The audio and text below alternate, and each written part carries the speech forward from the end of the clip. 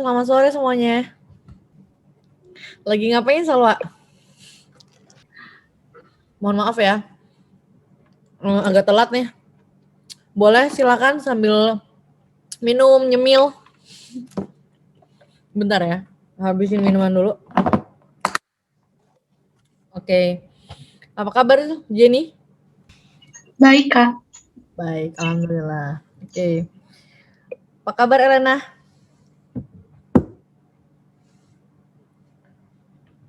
Masih connecting audio, oke. Maria, apa kabar Maria? Maria, Fernanda. Iya, Kak. Sehat Maria? Sehat, Kak.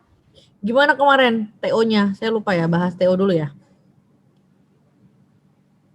Lumayan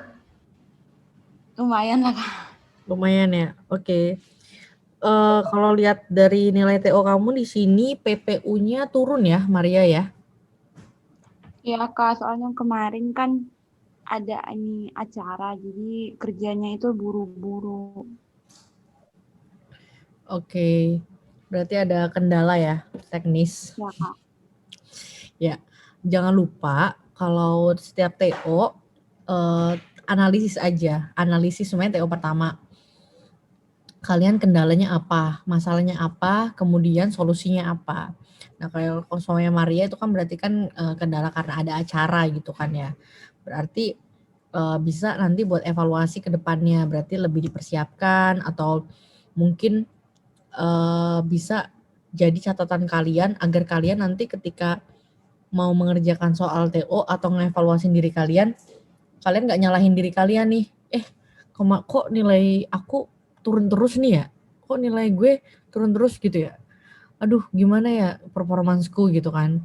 Nah, untuk nggak menyalahkan itu kalian bisa tulis tuh di dinding TO pertama berapa, TO kedua berapa, dengan analisis diri kalian dengan solusinya. Biar apa? Biar kalian bisa menilai diri kalian. Oke, yang lainnya juga ya.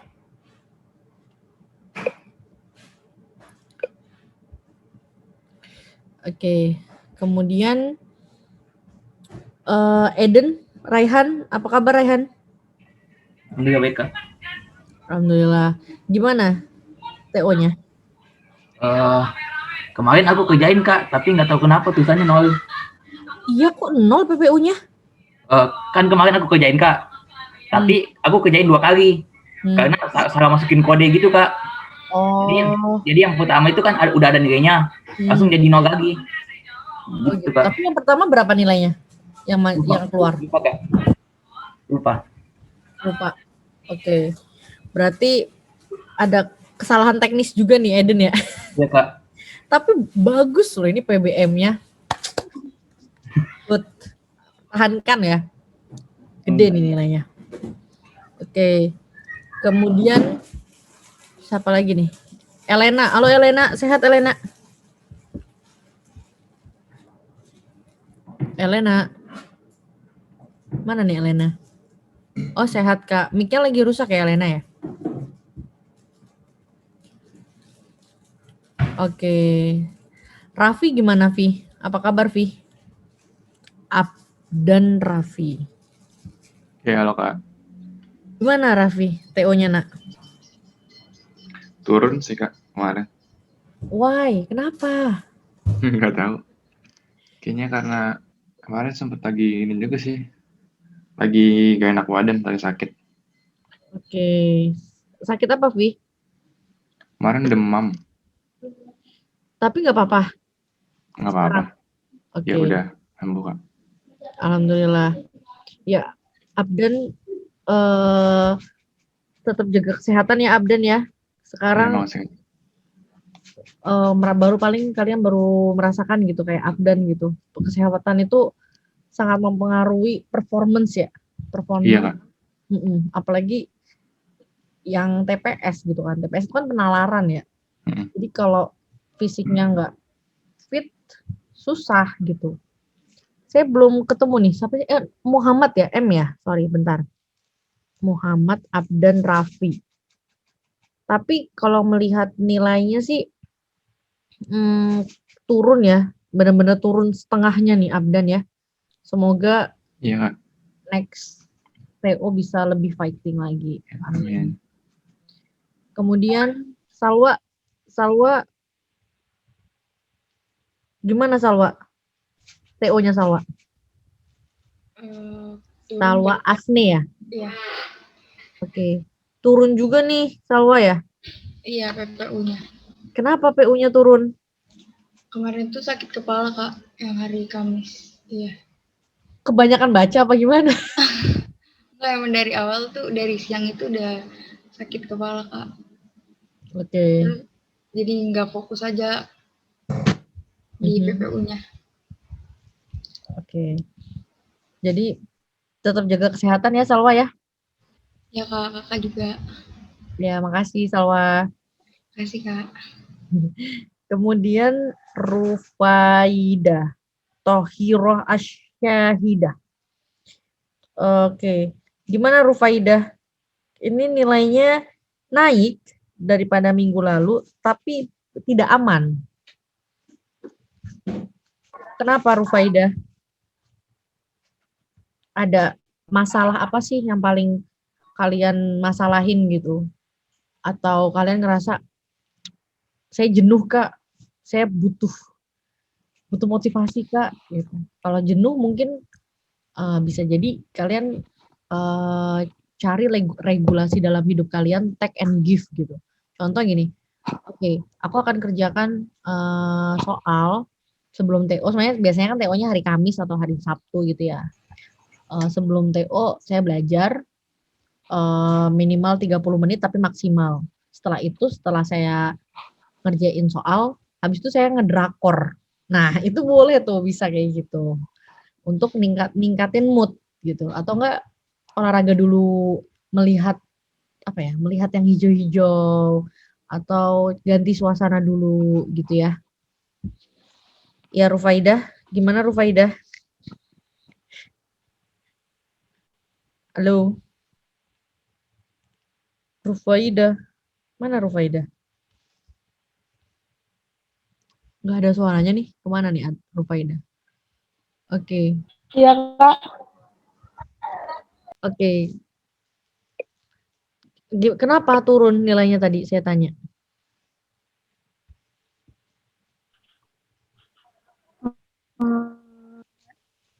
Masih ada beberapa materi yang belum kepegang gitu loh, Kak. Iya, memang kita kan materinya memang belum selesai semua ya. Jadi kalau di soal teks itu kan ngeblend ya saya bilang ya. Jadi mungkin ada beberapa hal yang masih menjadi kekurangan dan perlu diperbaiki ya Rufaida ya. Nanti latihan lagi ya. Oke?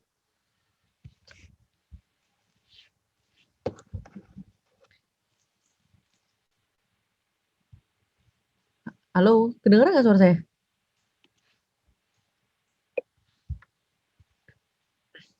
Oke lanjut, Adwa gimana kabarnya Adwa? Sehat, Kak, alhamdulillah. Adwa, halo, Halo, Kak. sehat? Alhamdulillah sehat, Kak. Adwa gimana nilainya nak? Kayaknya naik. Kenapa? Kayaknya naik. A2 sebentar, AD dari A ya? A2 Mufida ya?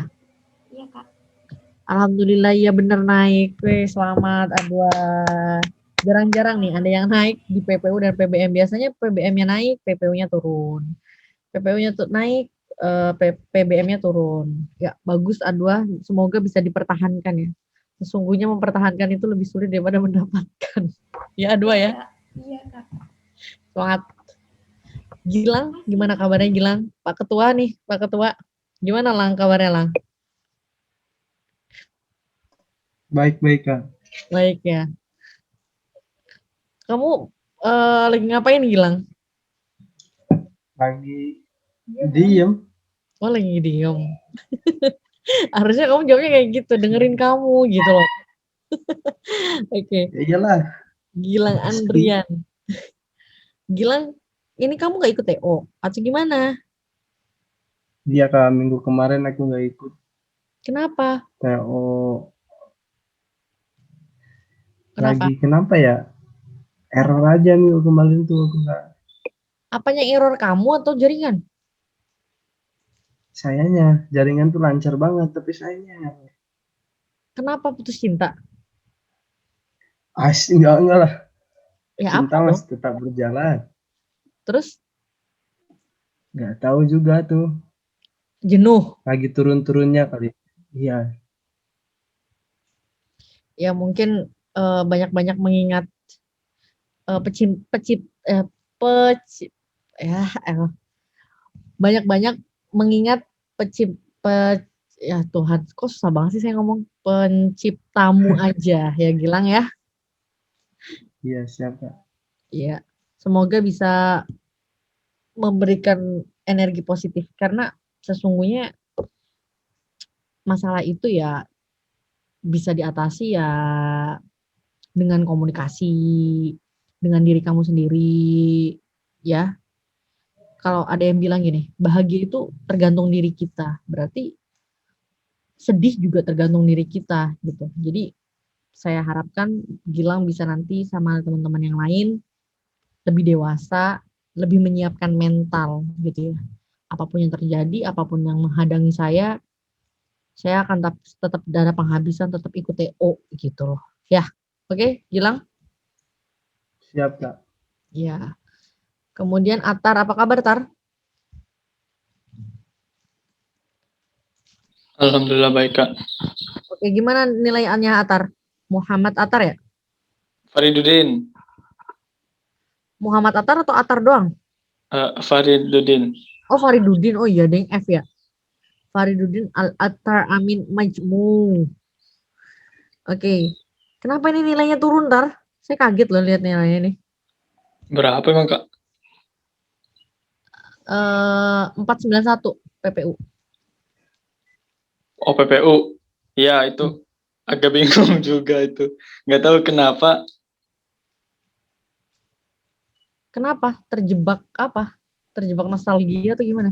Kayaknya ini Kak, apa ada, jadi saya suka terlena sama satu soal itu Kak. Oh, gitu. Jadi kamu terpatok sama satu soal yang menurut kamu itu pusing. Iya. Kamu muter-muter di Jadi gitu ya? iya, jadi ngelamun terus gitu. Bagus banget dong itu teksnya sampai bikin kamu ngelamun. Keren loh. Ya kan? Iya. Nggak semua teks bikin orang tertarik loh. Gitu kan. Kadang-kadang orang, alah ini teksnya panjang banget, udahlah yang penting pilih A, B, C gitu kan ya. Tapi Atar punya imajinasi yang lain daripada orang lain sih. Bisa terjebak di satu teks yang dibacanya berulang-ulang. Kesungguhanmu sangat gigih, Tar. Tapi ya nggak gitu juga ya. Ya Tar ya. Iya sih. Jadi move on. Kamu pasti anak paskibra ya? Tahu sih Kak. Iya, soalnya kamu sukanya jalan di tempat doang, susah move on. Lo tahu. Iyalah, jalan terus. Apapun yang terjadi, terjang. Oke, Tar? Oke Kak. Nggak, jangan jalan di tempat terus, ya. Maju, jalan terus. Jangan jalan di tempat terus, ya. Iya Kak. Ya kebanyakan gitu sih. Kadang-kadang, loh kok tinggal 10 menit, baru 5 soal. Nah, itu pentingnya latihan. Berarti kamu sudah bisa bagus analisis diri kamu sendiri, berarti kekurangan kamu gitu tuh. Iya. Nah, setelahnya kamu bisa kasih solusinya. Solusinya apa? Solusinya contoh ada waktu, ada stopwatch. Kamu kasih stopwatch di samping kamu karena UTBK ini kan strategi juga ya, ada menitnya gitu kan. Kalau kamu terpatoknya cuma satu, sayang banget gitu, sayang banget gitu. Ya, Tar ya. Ya Kak, terima kasih Kak. Ya sama-sama. Atau apa ya? Atau bisa juga ya memang waktu sih, terpacunya waktu. Atau kamu tulis satu kata, kamu bisa move on atau kamu nggak perlu melihat masa lalu gitu ya Tar. Kamu kan anak IPA, ngapain suka sejarah, nggak perlu lah ya. Udah move on aja.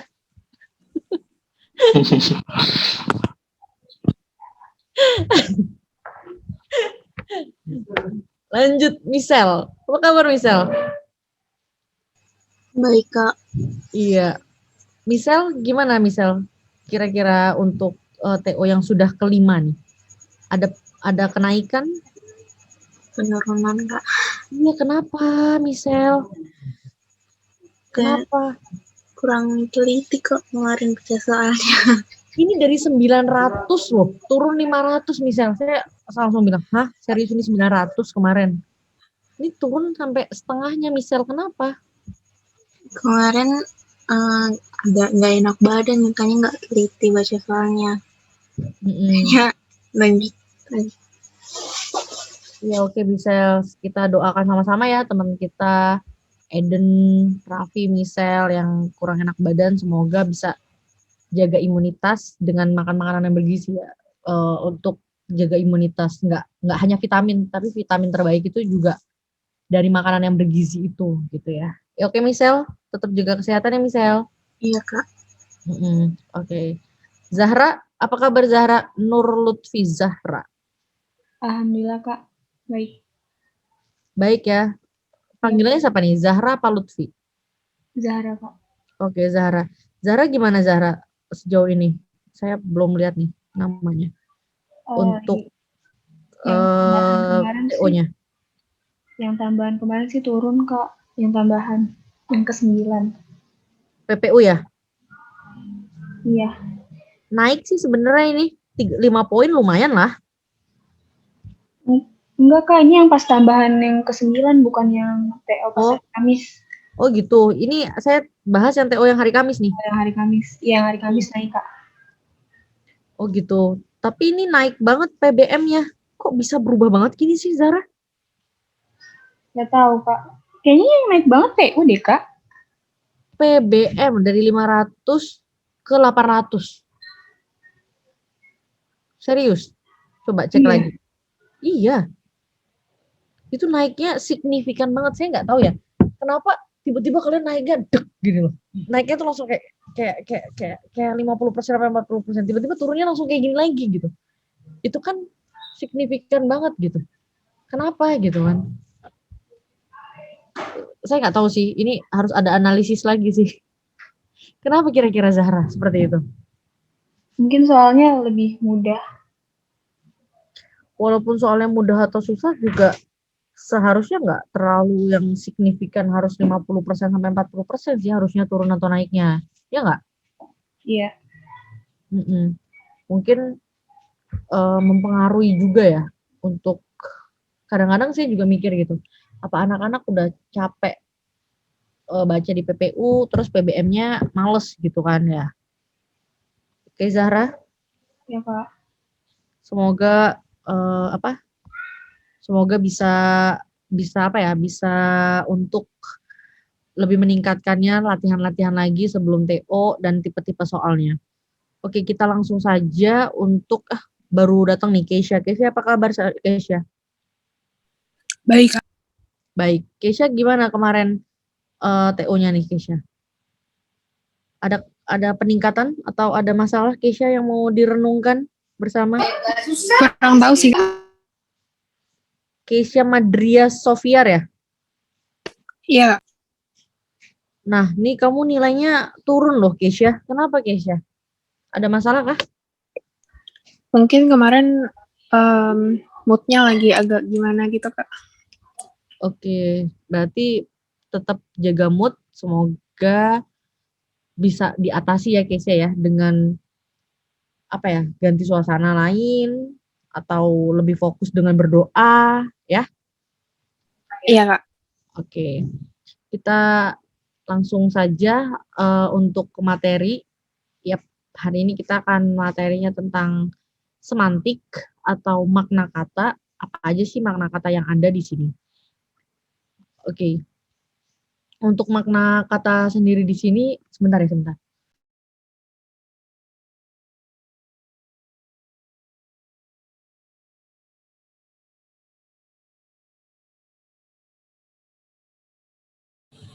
Oke, sorry. Yuk, silakan yang mau on cam, silakan on cam. Kita akan lanjut untuk materinya. Terima kasih yang sudah sharing ya. Hari ini kita awali pasti dengan sharing dulu dengan bagaimana keluh kesahnya. Mungkin saya juga bisa kasih solusi yang pasti sih, tapi setidaknya kalian bisa lega lah untuk menceritakan bagaimanakah tips-tipsnya agar kalian bisa lebih semangat gitu ya. Oke, kita akan belajar makna kata. Seperti biasa ketika kalian mau tanya silakan langsung bertanya saja. Oke, untuk semantik dan makna kata ini artinya adalah salah satu cabang ilmu di linguistik yang membahas tentang makna kata. Oke, saya selalu bilang sih sama anak-anak semuanya ya, termasuk kalian nih, untuk materi semantik atau makna kata ini tuh sebenarnya dibilang mudah tuh mudah gitu, dibilang susah ya juga susah. Tergantung bagaimana kalian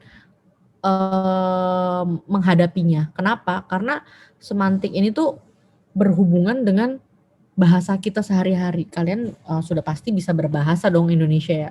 Maknanya sudah pasti bisa. Tapi masalahnya UTBK itu boleh nggak buka kamus gitu kan. Kemudian on the text banget gitu. Oleh karena itu untuk makna kata sendiri ini memang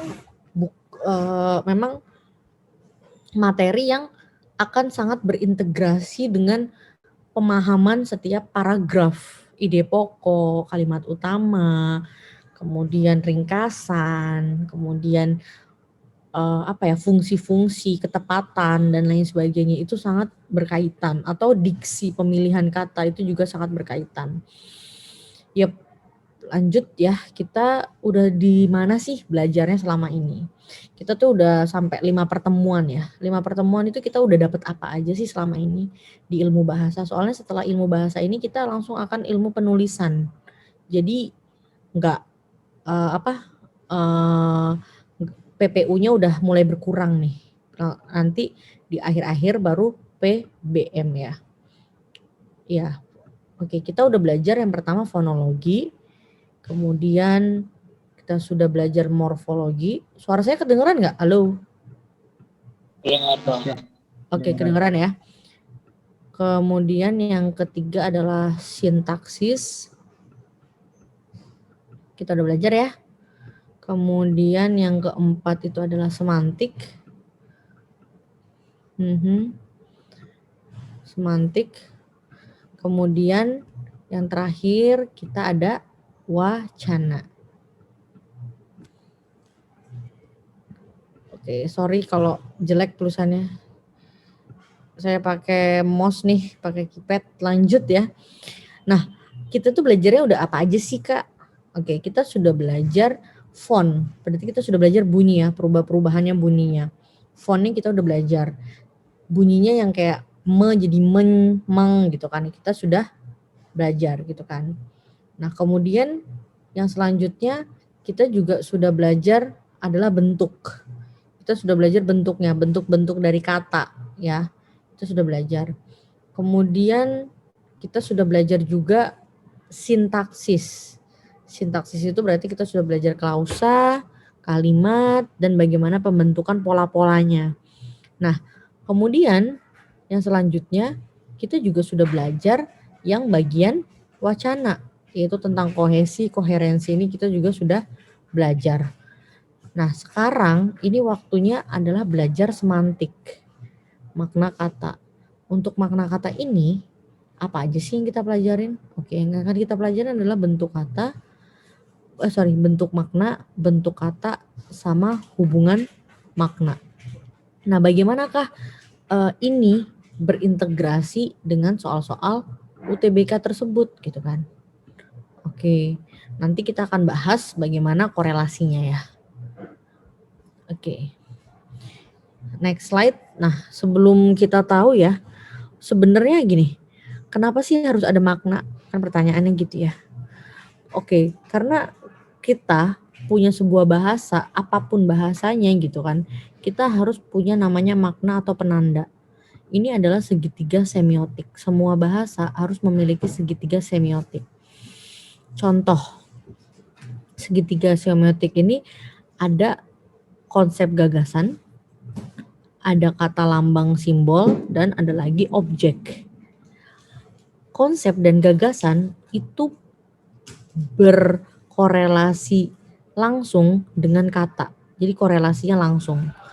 Acuan dan objek dengan konsep juga acuannya langsung. Sedangkan kata dengan acuan objek itu korelasinya atau hubungannya putus-putus. Contoh ya, saya kasih contoh.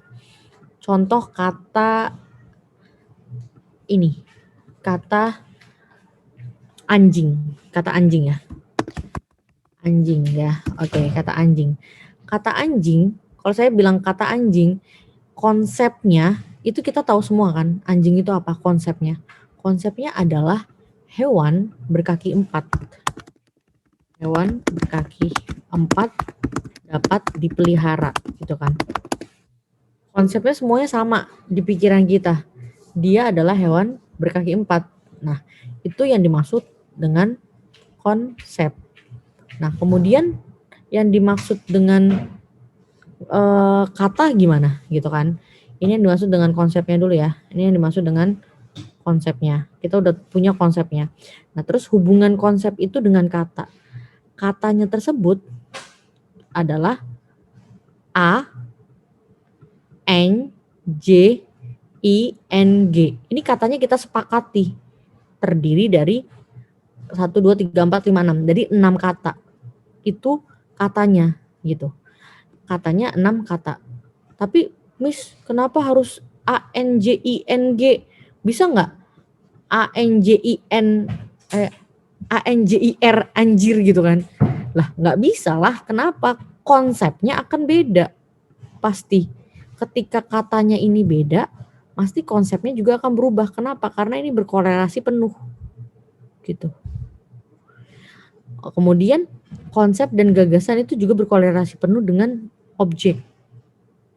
Oleh karena itu, objeknya sudah pasti di kepala kalian ketika saya bilang anjing, pasti konsep di di dalam pikiran kita itu jenis-jenis anjingnya. Mungkin menurut saya nih, kalau di pikiran saya sekarang lagi mikirin anjing husky. Mungkin kalau kalian bisa chihuahua atau yang lain gitu kan ya. Tapi semuanya ini objeknya atau acuannya sama. Acuannya kemana gitu kan. Ini ya, acuannya kemana? Acuannya ke kata anjing gitu. Tapi kata atau simbol kata ini ke acuan, sebenarnya kata atau simbol. Saya bilang kalau konsep dan gagasannya itu masih sekorelasi ya. Masih berhubungan. Tapi kalau saya bilang kata atau simbolnya itu tadi adalah A-N-J-I, eng gitu kan. Siapa tahu ketika konsepnya ini acuan dan objeknya beda. Bukan chihuahua atau husky. Siapa tahu kalian referensi kalian atau acuan objek kalian bukan yang dimaksud ANJI eng. Siapa tahu objeknya itu berbeda. Berbeda apa? Contohnya mungkin kalian beracuannya adalah kucing gitu kan, atau beracuannya bisa jadi manusia ya. Sekarang kan banyak ya orang ngatain manusia dengan perkataan binatang. Nah, oleh karena itu ini saya kasih contoh yang, maaf ya kalau ada yang tersinggung nggak, ini benar-benar saya kasih contoh yang ada di dalam kehidupan sehari-hari aja yang enak ya. Jadi acuannya ketika kata sama simbol ini itu tidak berkorelasi penuh ya, inilah yang dijelaskan oleh bahasa. Jadi bahasa berperan untuk bagaimanakah sebuah simbol semiotik ini menerangkan sebuah kata dengan objek yang sesuai. Kalau mungkin kalian ngomong sama seseorang maknanya tidak dimengerti, itu terjadi karena apa? Salah satunya adalah karena kata yang kalian maksud tidak selaras dengan acuan atau objeknya. Jadi ini harus dijelaskan secara bahasa yang efektif seperti itu. Oke, sampai sini ada pertanyaan? Mungkin?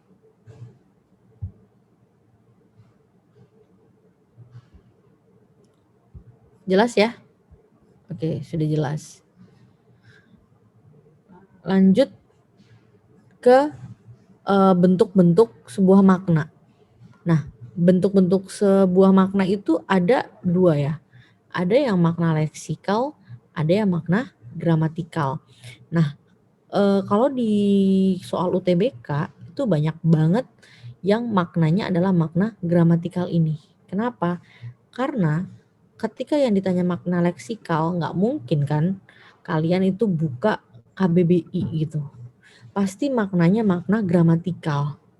Jadi kita bedakan makna leksikal itu adalah makna yang memang ada di kamus dan dapat didefinisikan. Contoh, kursi dalam KBBI artinya adalah tempat untuk duduk ya.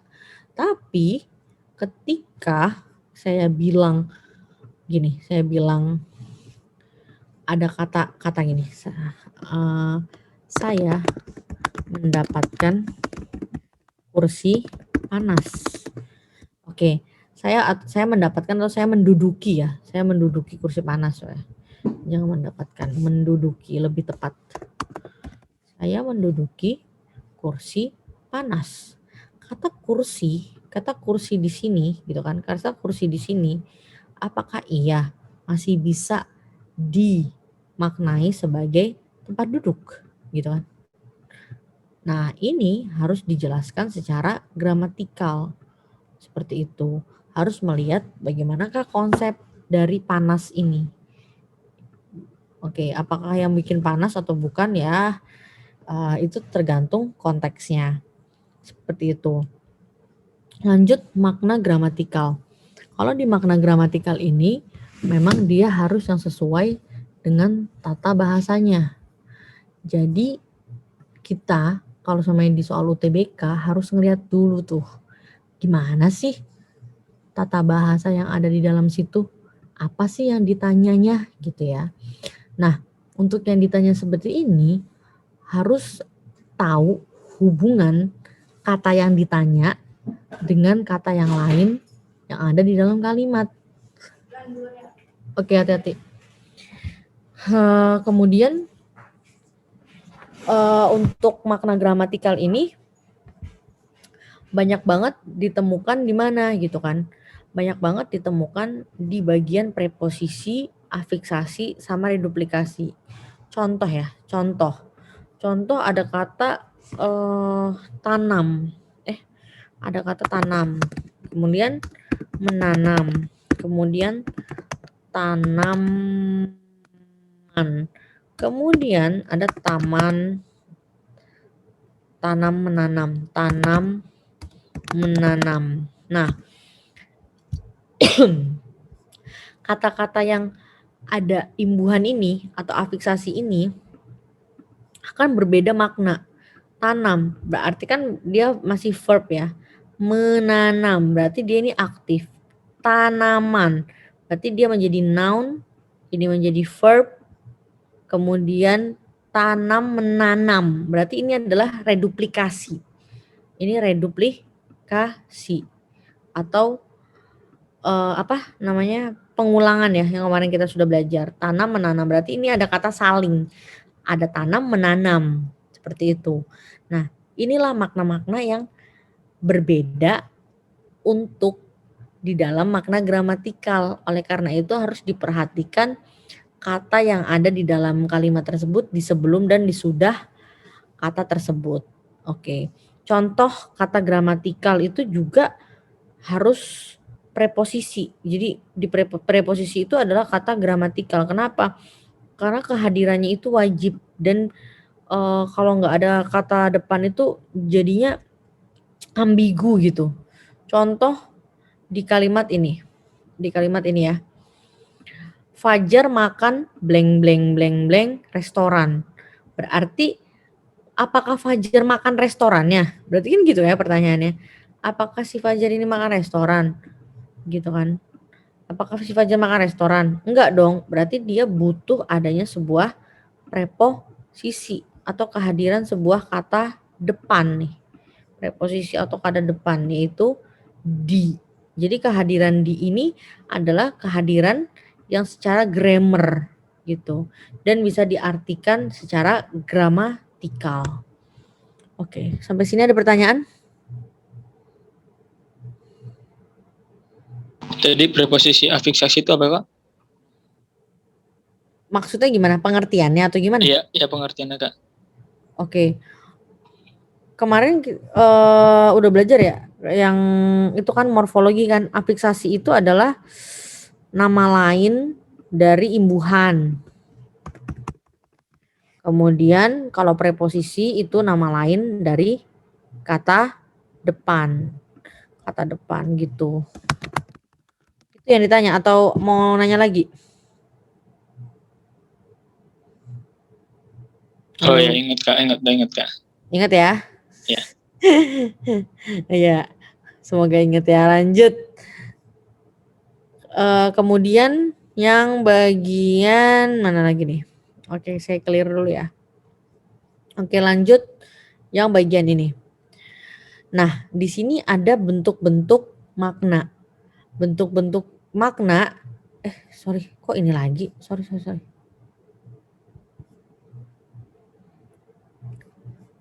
Oh iya, sebentar, pennya saya matikan dulu. Oke, sekarang ada bentuk-bentuk kata. Tadi itu bentuk makna ya, sekarang ada bentuk katanya. Tadi bentuk makna, sekarang bentuk kata. Nah, yang bentuk kata yang kita sering dengar adalah ada kata denotasi. Kata denotasi ini adalah yang bermakna apa? Yang bermakna leksikal.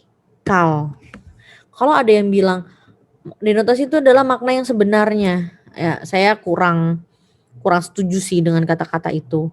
Kenapa kok bukan makna yang sebenarnya, Kak? Saya kurang setuju dengan pemilihan bahasanya aja sih, diksinya. Kenapa? Makna yang sebenarnya itu bukan pilihan kata yang tepat ya. Seharusnya apa? Seharusnya memang dipilih itu makna harfiah. Berarti makna aslinya, bukan makna sebenarnya. Bukan makna secara sebenarnya, tapi memang leksikal itu adalah makna yang secara KBBI gitu loh, secara KBBI-nya itu. Jadi makna denotasi ini adalah kata lainnya adalah makna harfiah. Jadi kata denotasi itu punya makna harfiah dan bisa dimaknai secara leksikal. Untuk makna denotasi ini bisa berupa kata, bisa berupa kelompok kata. Kelompok kata frasa ya, kata lainnya. Oke, untuk makna-makna ini dia sifatnya bisa lugas ya, bentuknya itu bentuk yang lugas. Jadi dia itu bentuknya langsung bisa dimengerti gitu. Dan yang selanjutnya dia bersifat kesepakatan dan objektif gitu. Jadi untuk bentuk kata denotasi itu artinya bermakna leksikal. Nanti saya kasih contohnya ya di akhir. Lanjut, bentuk kata yang kedua adalah bentuk kata konotasi nih ya. Nah, konotasi ini adalah bentuk kata yang maknanya secara gramatikal yang tadi ya.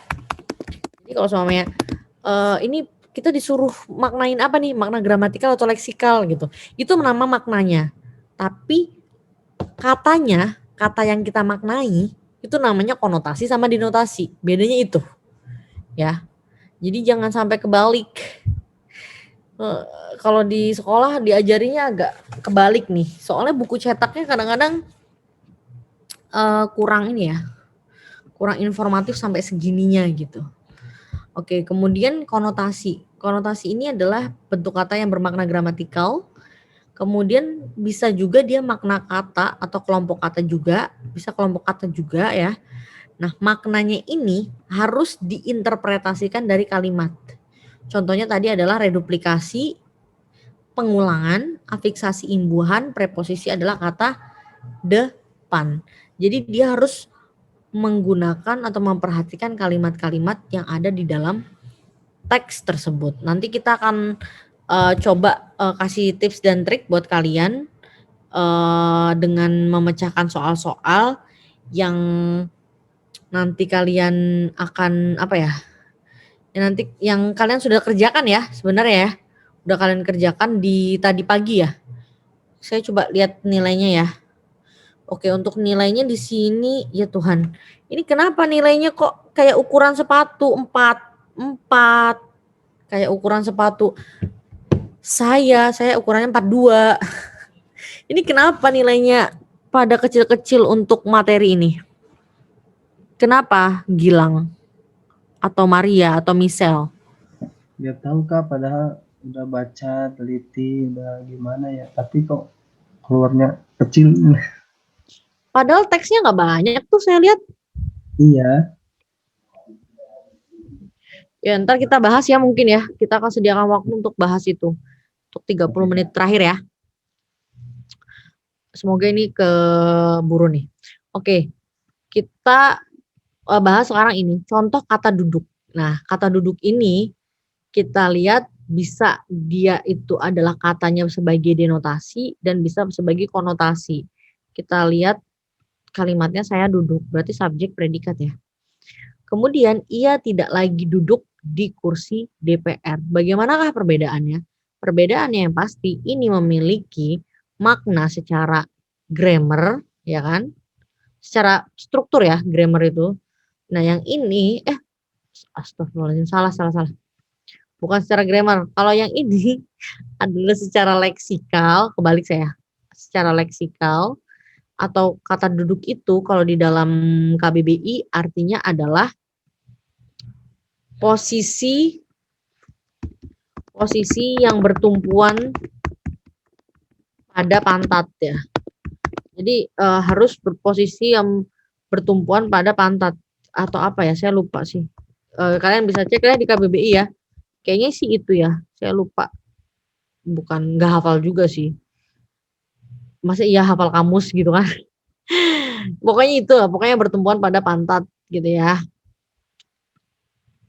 Oke, nah kemudian kalau dia duduk di sini, dia maknanya adalah secara grammar, ya secara grammar, gramatikal. Nah, duduk di sini artinya adalah dia bukan lagi posisi yang bertumpuan pada pantat. Kenapa? Kita lihat kalimat selanjutnya. Ia tidak lagi duduk di kursi DPR. Berarti kursi di sini juga bukan kursi yang bermakna leksikal, tapi maknanya juga gramatikal. Berarti duduk di sini adalah artinya itu adalah posisi, ya kan? Berarti kan dia tidak lagi duduk di posisi, tidak lagi menjabat. Artinya duduk itu sorry saya kebalik ya. Harusnya duduk itu berarti jabatan ya. Jabatan, kursi itu adalah posisinya gitu. Jadi dia tidak lagi berada di jabatannya gitu. Jabatannya di DPR seperti itu. Jadi makna satu kata ini aja bisa berdistribusi menjadi dua makna, leksikal dan gramatikal. Oke, sampai sini ada pertanyaan? Lanjut ya.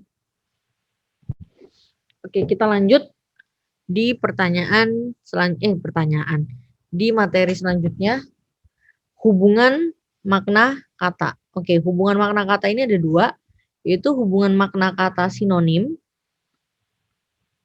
kemudian antonim, hiponim, dan polisemi.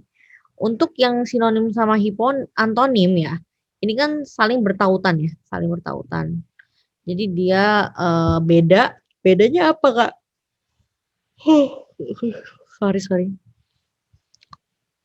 Sorry efek ngantuk nih, tidur jam 3 pagi. Sorry ya. Lanjut ya. Sinonim dan antonim berarti dia adalah bukan gini, kalau ditanya gini, sinonim apa? Sinonim kata yang sama Kak? Bukan kata yang sama. Katanya beda gitu. Katanya itu beda. Tapi yang dimaksud dengan sinonim dan antonim adalah yang makna dari dua kata atau lebih itu serupa atau sama. Jadi dia harus serupa atau sama gitu. Contoh sinonimnya yang kita tahu di sini adalah tewas, mati, meninggal, wafat, dan gugur. Ini secara makna serupa. Ini yang disebut dengan sinonim. gitu.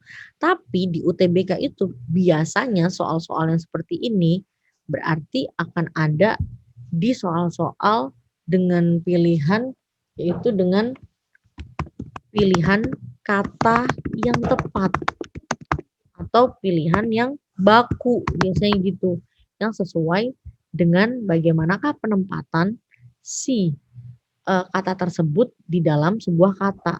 Biasanya kan ada ya diksi-diksi di dalam soal-soal itu ya. Jadi harus tahu gitu diksi-diksinya. Nggak mungkin kita semuanya gini, kata tewas itu digunakan untuk apa sih? Kata mati digunakan untuk apa? Meninggal untuk apa? Wafat apa? Gugur apa? Maknanya satu sama, yaitu orang yang ini ya, orang yang sudah tidak lagi bernafas, artinya gitu kan ya. Tapi penggunaannya pasti beda gitu. Pahlawan yang tewas, pahlawan yang gugur. Nah, lebih cocok dengan pahlawan yang gugur. Kenapa tuh? Kalian lihat alasan-alasannya seperti itu. Untuk penggunaan-penggunaan kata-kata sinonim. Kemudian makna yang berlawanan itu disebut dengan antonim. Maknanya yang berlawanan ya, bukan kata yang berlawanan. Makna. Contoh, mati hidup, miskin kaya, bodoh dan pintar. Jadi maknanya ya yang menjadi antonim. Antonim juga ada sih beberapa soal di UTBK. Tapi ada teks, kemudian biasanya antonim dari kata di sini dalam teks tersebut adalah, biasanya gitu ya pertanyaannya ya. Oke, lanjut di hiponim. Nah, hiponim ini kemarin kita udah bahas ya. Di bagian apa sih? Yang ini. Yang bagian hiponim itu bagian apa sih namanya? Kalimat efektif. Nah, pelajaran yang kalimat efektif. Ya, semoga kalian ini ya masih ingat ya.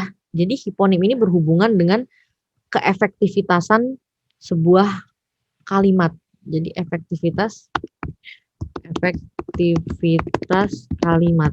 Nah, efektivitas kalimat ini berhubungan dengan hiponim. Kemarin kita lihat efektivitasnya itu adalah ketika ada superordinatnya dan subordinatnya di dalam satu kalimat, maka superordinatnya ini boleh dihilangkan. Jadi hiponim itu adalah dua kata atau lebih maknanya yang dicangkup oleh satu kata. Contoh di sini kan ada bunga ya. Atau kemarin kalau saya kasih contoh, kalau yang masih ingat gini, saya menggunakan baju berwarna merah. Seperti itu. Nah, berarti baju dengan warna merah tersebut itu kan saling apa? Berhiponim ya. Hiponimnya apa? Hiponimnya adalah dia merah ini adalah subordinatnya, berwarna itu adalah superordinat. Kalau sudah ada subordinatnya, maka superordinatnya boleh dihilangkan. Jadi saya menggunakan baju merah ini lebih efektif dibandingkan ada kata superordinatnya seperti ini. Kemudian yang terakhir untuk hubungan makna kata adalah polisemi. Oke, untuk polisemi ini di sini artinya adalah bentuk kata yang memiliki lebih dari satu yang disebut dengan pusaran kata. Jadi dia satu kata, jadi dia itu satu kata, sebenarnya kata ini, satu kata memiliki distribusi makna banyak gitu, distribusi maknanya banyak. Contoh di bahasa Inggris kan juga banyak ya. Contoh gini, kaki, itu kaki ya. Contoh kaki atau contohnya yang lain ya, mata. Mata ini distribusinya banyak. Mata hati, mata-mata, kemudian mata kaki, kemudian mata keranjang dan lain sebagainya ya. Itu banyak banget. Kenapa punya banyak makna? Karena kata yang menempelinya, kelompok kata yang menempelnya tersebut di situ tetap berpusaran pada mata. Semuanya berpusaran pada satu kata, yaitu pusarannya adalah mata. Jadi ini semua berhubungan dengan indera penglihatan. Seperti itu. Sama kayak gini, kaki. gunung, kaki meja, kaki tangan. Berarti berhubungan dengan apa ya? Berhubungan dengan bagian kaki yang bawah. Kaki gunung berarti kan bagiannya mana? Di bawah. Kaki meja berarti bagian mana? Bagian bawah.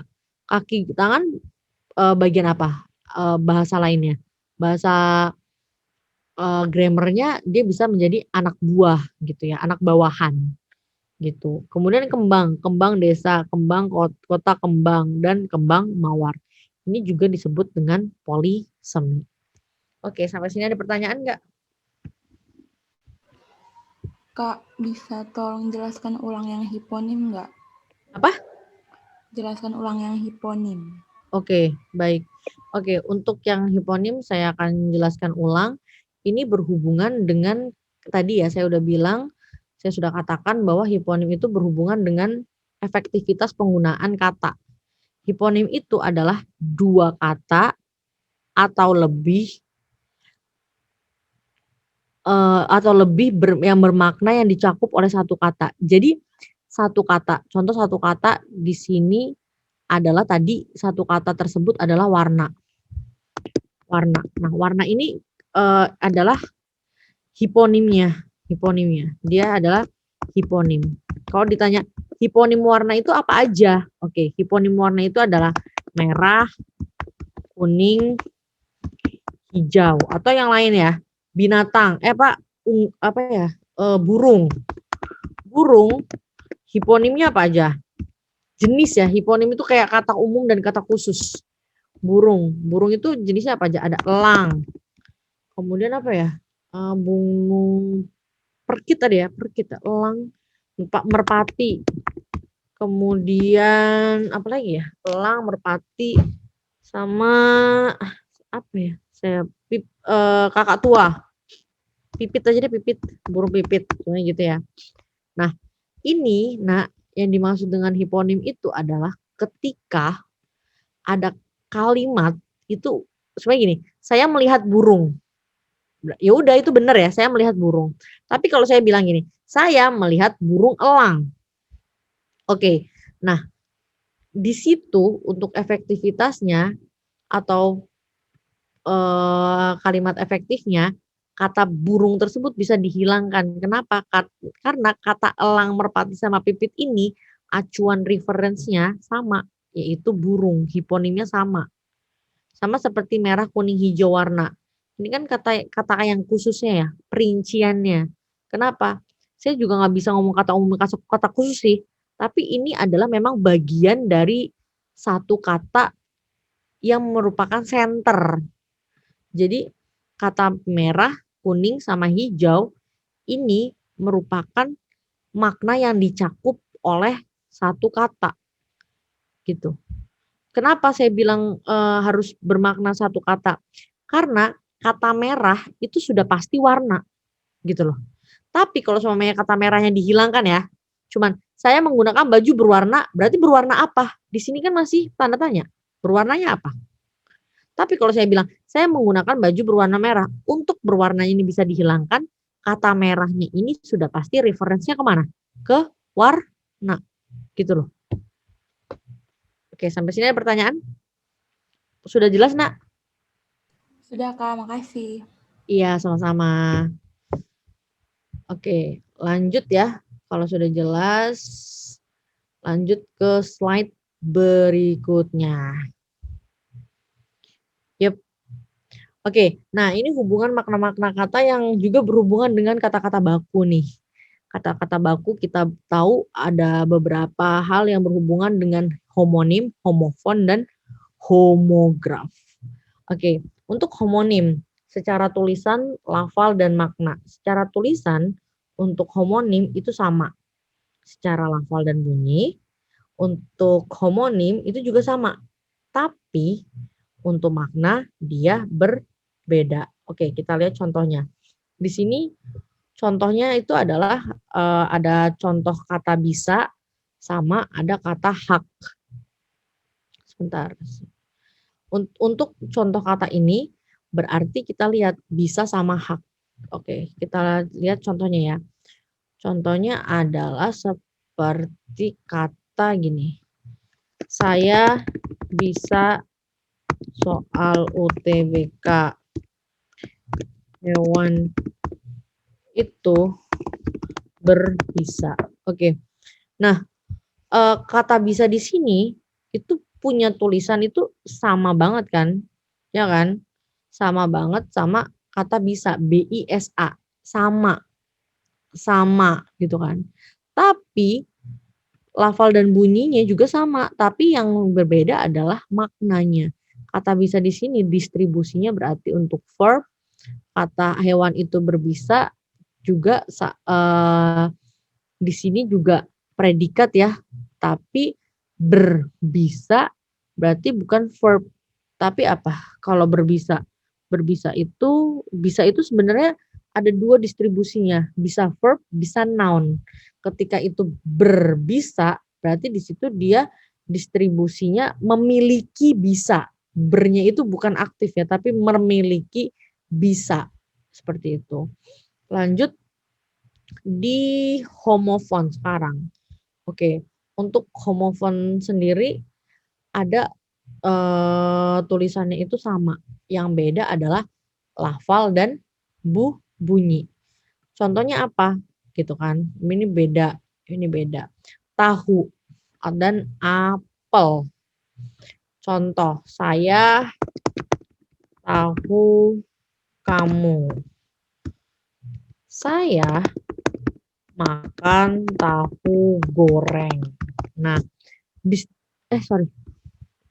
kurang H ya. Nah, dua kata ini sama-sama menggunakan kata tahu, tahu. Tapi dia yang berbeda apanya? Yang berbeda adalah lafal bunyinya sama, maknanya beda. Tapi tulisannya sama, THU. THU yang di sini dia aku tahu kamu. Aku tahu kamu. Di sini lebih ringan. Hanya hampir hilang ya. Aku tahu kamu. Saya tahu kamu. Tapi kalau saya bilang saya makan tahu goreng. Berarti tahu gorengnya itu dilafalkan berarti menjadi ini ya. Tidak dihilangkan. Jadi dia flat gitu, tahu goreng udah gitu doang. Dan makna distribusinya juga beda. Ketika saya tahu kamu, berarti tahunya di sini adalah predikat, tahu goreng di sini adalah sebagai objek. Distribusinya juga beda ya. Berarti pemakaian dan maknanya juga pasti beda gitu. Lanjut yang terakhir adalah homograf nih. Nah, homograf ini nih yang sering kata baku dan tidak baku. Contohnya bang sama bang, sanksi sama sanksi, masa sama masa. Eden. Apa bedanya Eden? Sanksi pakai NG sama sanksi pakai NK. Ini maknanya bedanya apa? Karena tulisannya lafal bunyinya sama, tulisannya beda, sama maknanya beda. Kalau sanksi pakai NG apa? Nggak tahu Kak. Serius nggak tahu, Eden? Nggak pernah dengar ada kata sanksi Kak. Pakai NG. Emang dia lafalnya sama, sanksi sama lafalnya, cuman yang beda itu maknanya sama tulisannya. Ragu-ragu ya, Pak? Oke. Yang mana? Yang ragu-ragu? Yang pakai NG apa? Hah? Yang pakai NG. Iya. Yang pakai NG itu benar, artinya bimbang atau ragu-ragu. Aku mengalami aku mengalami sanksi atau aku sedang sanksi untuk memilih jurusan. Contohnya gitu ya. Sanksi ini adalah ragu-ragu atau bimbang. Ya bimbang. Bukan Bambang ya, bimbang. Nah, kalau sanksi yang NK apa nak? Apa tadi saya yang jawab? Yang pakai NK artinya? Hukuman bukan Kak? Ya, betul. Hukuman. Ini kan sangat berbeda jauh sekali gitu kan ya. Sangat berbeda jauh sekali gitu. Padahal lafalnya sama, fontnya sama. Fontnya sama, tapi ternyata maknanya berbeda gitu. Tulisannya juga beda banget. Ini kan kalau di teks kalau nggak tahu perbedaannya susah gitu. Kemudian masa S-nya 1 sama S-nya 2 nih. Oke. Atau kalian tahu masa yang di sini adalah mengacu kepada waktu ya. Kalau masa ini ada loh di fisika. Masa jenis gitu. Iya nggak? Masa apa? S-nya 2 di fisika. Berat. Yap. Jadi masa yang S-nya 2 itu berhubungan dengan berat atau jumlah ya. Berat. Dia bisa berat, bisa jumlah. Jadi dia punya beberapa makna tergantung penggunaannya. Contoh, media massa. Oke, media massa berarti S-nya 2 ya. Berarti dia nggak mungkin S-nya 1. Kenapa?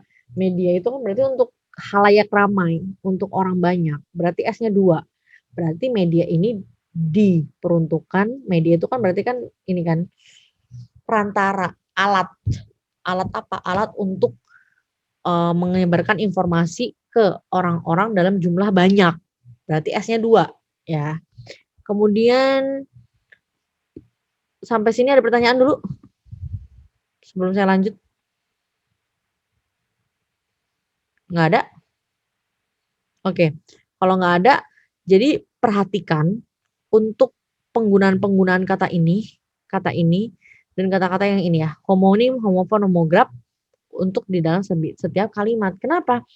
Karena ya sangat penting sekali distribusi pemilihan kata itu akan berpengaruh terhadap makna keseluruhan. Gitu loh. Yap. Kalau nggak ada pertanyaan, lanjut ya. Ini sudah oke. Oke. Ada tinggal berapa nih? Oke, tinggal 3 slide lagi untuk perubahan makna. Nah, perubahan makna ini namanya juga bahasa Indonesia ya. Itu kan bahasa kan berkembang. Jadi maknanya juga akan berubah-ubah. Oke, makna itu ada berubah menjadi meluas dan menyempit. Untuk makna yang meluas, contohnya bapak dan ibu dan menulis juga. Untuk menyempit madrasah dan ulama. Bapak ibu itu dulu ya, dulu ini digunakan untuk apa sih? Kekerabatan. Untuk sebutan kekerabatan. Ya kekerabatan atau kekeluargaan lah ya sama ya. Kekeluargaan. Nah, tapi sekarang kalian cuma ke warung. Kalian pasti bilang, "Pak, beli es krim dong." Gitu ya. "Pak, beli minyak dong." Nah, sekarang ini dulu ya, ini dulu. Nah, sekarang bapak dan ibu itu bisa digunakan untuk semua laki-laki yang sudah berkeluarga ya. Enggak semua punya anak ya, maksudnya semua laki-laki biasanya ya. Sebiasanya orang-orang menyebutnya semua laki-laki yang sudah berkeluarga atau yang parubaya atau ya bisalah seperti itu. Gitu ya. Jadi sebutan-sebutan bapak dan ibu itu sekarang digunakan untuk banyak kalangan. Oleh karena itu ini distribusi untuk aplikasi soal UTBK-nya adalah ketika ada bapak dan ibu itu mengacu kepada hubungan kekerabatan atau kekeluargaan di dalam sebuah kalimat, maka wajib menggunakan huruf kapital. Ya, silakan dibuka PUEB-nya tentang penggunaan huruf kapital. Pasti kalian di situ ada dong. Huruf kapital digunakan untuk hubungan kekerabatan atau kekeluargaan. Nah, kalau sama media bapak ibunya itu tidak mengacu kepada kekerabatan atau kekeluargaan, gimana Kak? Oke, maka gunakan huruf kecil gitu. Huruf kecilnya di mana Kak? Ya huruf kecilnya di tengah atau di akhir. Kalau di awal kalimat ya tetap besar ya, karena kan huruf awal kalimat gitu. Kemudian yang penyempitan. Untuk penyempitan ini ada kata madrasah dan ulama. Kata madrasah itu dulu digunakan untuk semua jenis perkumpulan. Mau perkumpulan apa? Semua jenis perkumpulan, semuanya namanya madrasah gitu.